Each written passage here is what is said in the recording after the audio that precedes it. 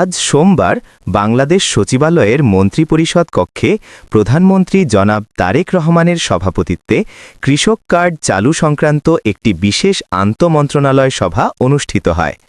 সভায় কৃষি, খাদ্য, বাণিজ্য এবং আইসিটি মন্ত্রণালয়ের মন্ত্রী ও ঊর্ধ্বতন সচিবগণ উপস্থিত ছিলেন।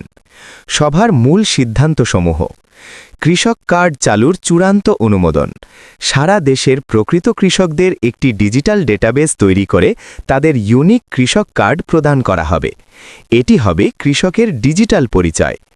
সরাসরি সংগ্রহ, ডাইরেক্ট প্রকিউরমেন্ট।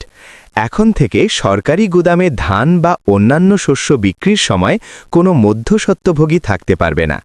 কৃষক কার্ডের মাধ্যমে সরাসরি কৃষকের কাছ থেকে পণ্য কেনা হবে এবং টাকা সরাসরি কৃষকের ব্যাংক অ্যাকাউন্টে জমা হবে।